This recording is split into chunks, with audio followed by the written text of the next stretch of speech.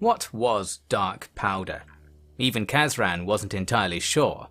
It was essentially a mix of traditional black powder with blighted sand.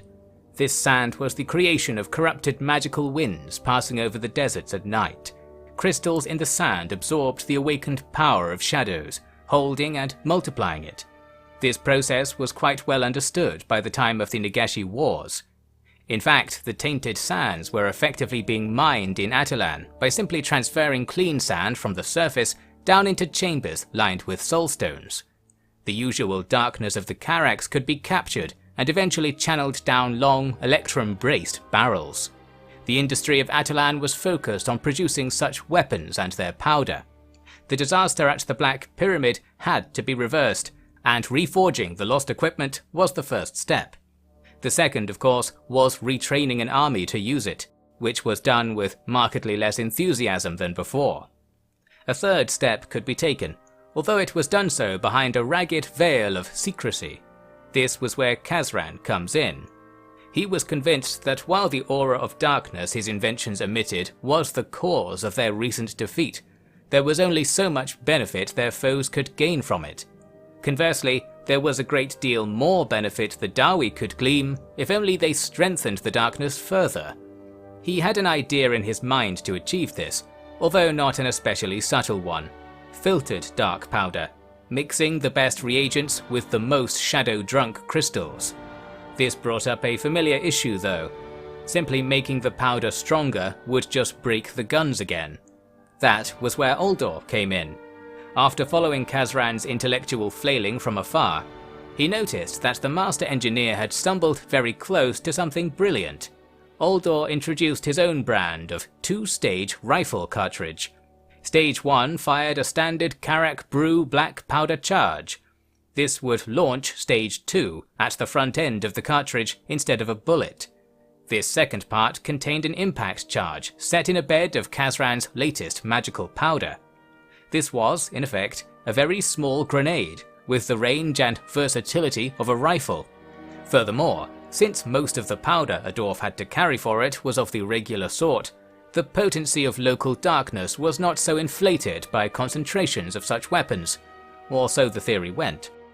Given the dangers that the reality could go in quite the opposite direction, the first field tests of these weapons were not to be against Nehekaran troops. There were plenty of other options in the west, where swamps of orcs, Umgi pirates and roving beastmen all made nuisances of themselves along the coast. The beastmen were the greatest of the threats. The old Obsidian Legion, now the reserves of Atalan, were sent with a few companies of newly machined explosive shot rifles. Oldor remained in the Karax to oversee the manufacture of more, and to intervene in the training of the new Grand Army. One of his high-ranking officers, Skag Fyrskir, took the legion in his stead. The beastmen were easy to track, but hard to find. That is to say, their presence in an area was obvious by their trails, waste and brutish crimes, yet their exact location at a given moment was kept a careful secret. That is, until they appeared to ambush Fyrskir's column as they passed beside a shallow hill at the end of a long day's march. Being entirely veteran troops, the legionaries began loading their weapons without a single missed breath.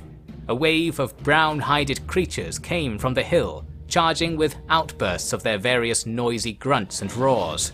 The crack of clockwork volleys of shot was all the Dawi gave them in return.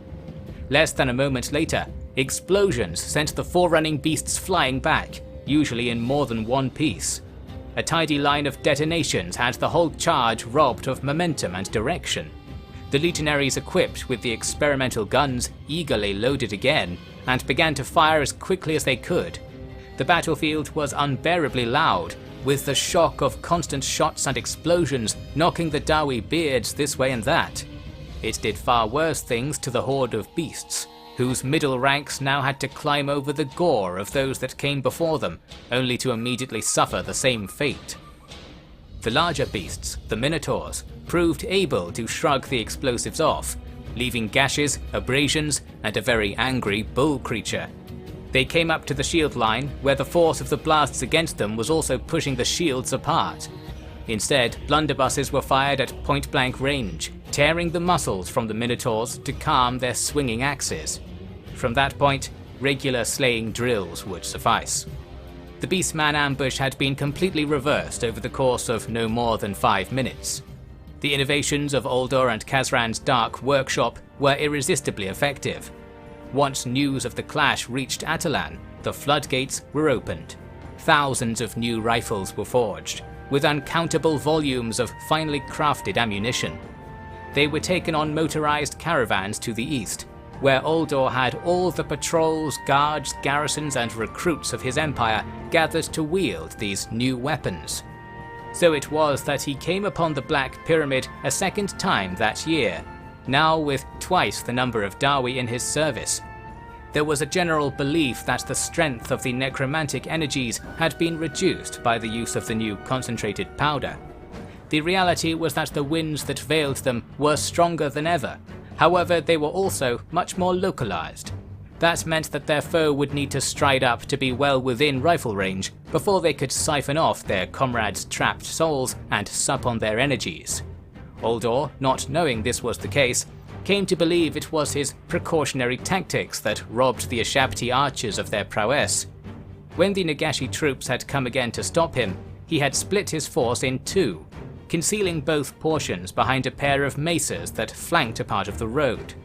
This forced the undead to pass over slopes and round corners to find the dwarves, at which point they were almost on top of them, well within the range of explosive shot, brimstone torpedoes, and even the spraying plumes of stone melter solution, the secret weapon that now seemed almost ancient beside the pace of further developments.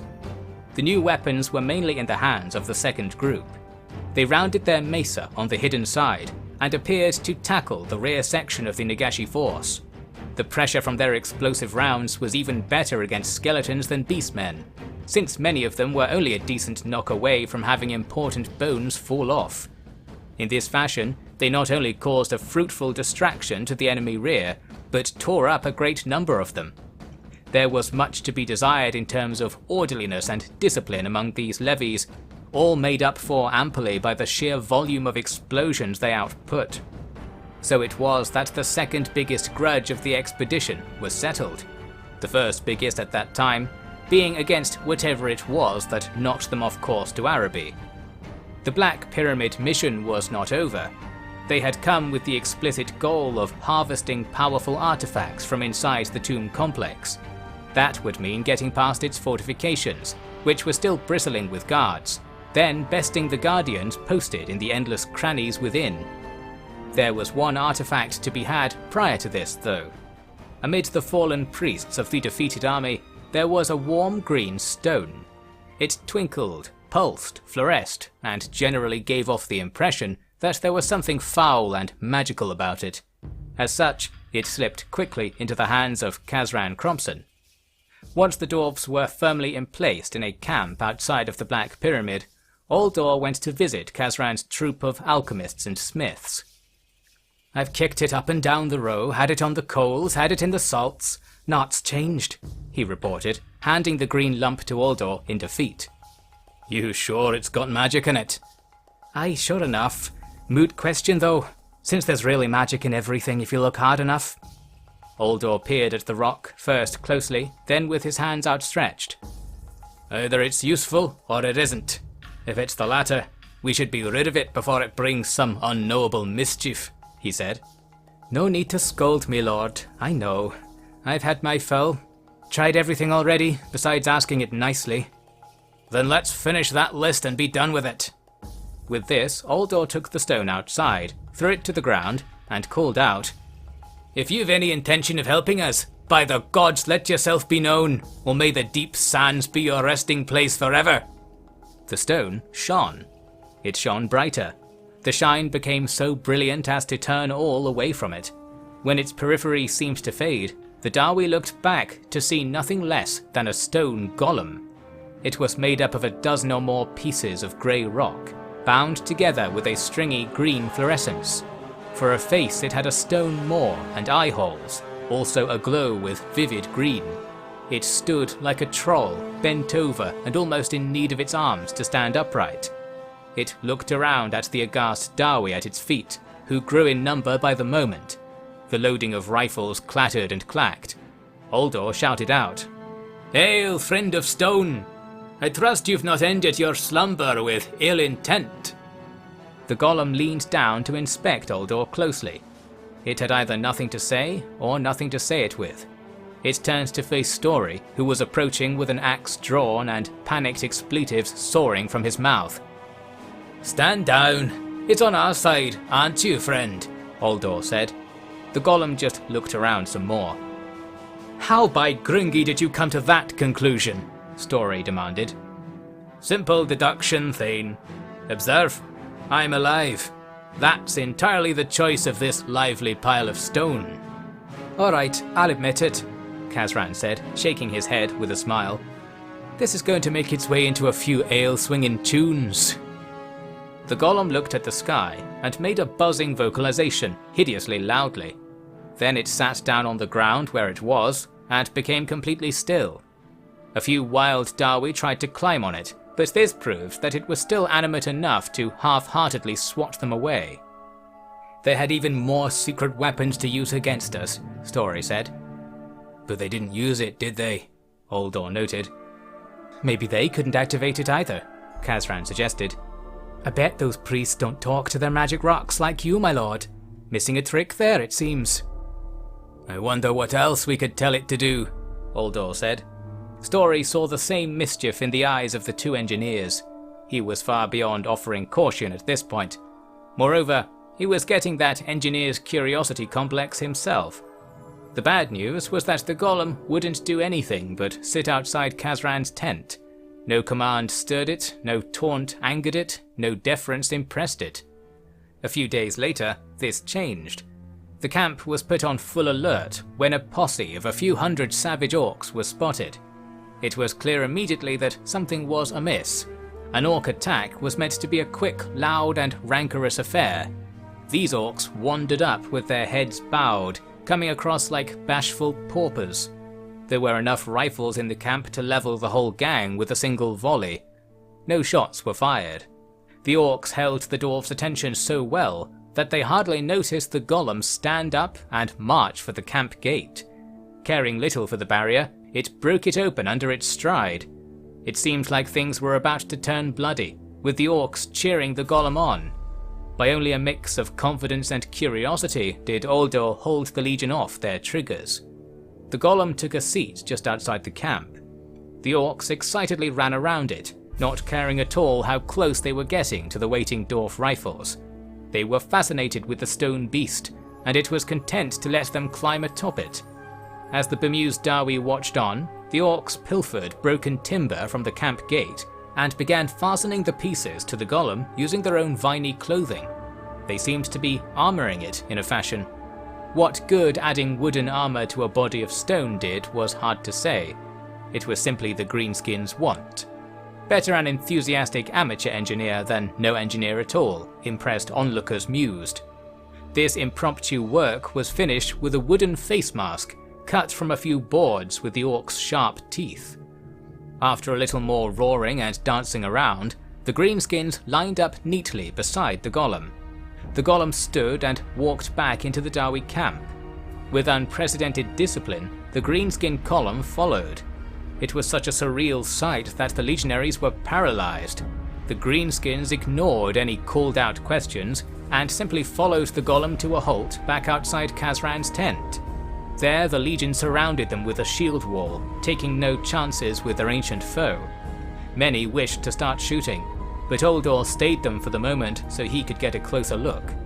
The largest of the orcs waved to Oldor and beckoned him over. Oldor, nodding to his legionaries gently, paced out. "There's gonna be a fight," the orc said. It could have been a question, a prophecy, a threat, or a grammatical tie-up of any other intended message. "If you wish to have our stony friend here, you'll have a fight, aye," Oldor said. "The idol wants to fight as well. It wants to fight for its master, and we want to fight for our master." At this, the greenskins cheered for a while. "The golem is your master?" Oldor asked to clarify. The orcs chanted master quite a few times, which amounted to a yes in the end. "I do have a fight I can offer you, if you're interested," Oldor said. The orcs were very interested, as was the golem, who got up to its feet again. Oldor looked over to Khazran in the shield wall and got a dumbfounded nod. This, as legend has it, is why on that day there was a strange battle on a section of the wall outside the Black Pyramid. Oldor and company had stumbled upon what you might call an experimental weapon, a magical orcish stone idol that could command the feral orcs of the wilderness as well as any war boss. And the idol was bound to the master that summoned it, Oldor. When Oldor asked the orcs to storm the walls ahead of the dwarf army, they did just that, although they fumbled the ladders and broke a fair few trying to start their climb. This, of course, was an epic and satisfying distraction that kept the undead busy, while resulting in both skeleton and greenskin casualties. The dwarves mounted a hill the wall skirted around and sniped at the undead archers. A set of 4 brand new gyrocopters had been attached to the siege force, and they ferried hundreds of Atalan warriors over the mauling on the wall to strike deep within the complex. Between these axe-wielding Drengi and the greenskin assault, the undead were powerless to stop the legion claiming most of the wall. Not to mention the golem, which pushed open the gates in the wall like they were a tavern door. Oldor led a charge through the open gate, his landcrawler ploughing a path through massed skeletons on the other side. Ushabti came and held the landcrawler back, their strength just about sufficient for the job. However, the legion was seizing the wall top quickly. Blasting charges were tossed down to dismember and scatter the Ushabti, freeing the landcrawler to maraud further still. Brimstone torpedo crews bombarded a necro-sphinx from afar. The greenskin idol serenely swung its stone arms to clear streets of foes. The gyrocopters strafed a war sphinx with clatterguns, starting fires on the creature's body that it couldn't put out as it was too tightly squeezed into the streets to roll about. The opportune assault resulted in the complete severing of the dark magic animating the defenders. The priests of the complex were rounded up and executed quickly in the central square, killed by spraying them with brimstone so as to eradicate any vessel their spirit might cling to in its final moments. Those spirits were vacuumed up into the huge stone that lined the landcrawler's undercarriage, empowering the machine yet further. And of course, the rest of the pyramid complex had plenty more nascent power for a giddy Khazran to employ. From this scene of victory and utter confusion about why the greenskins were amid the Dawi joining in the celebrations, we must also look to the far north. There, where chaos pushed and probed the world of the Umgi daily, the gods were placing on the table their proudest hands.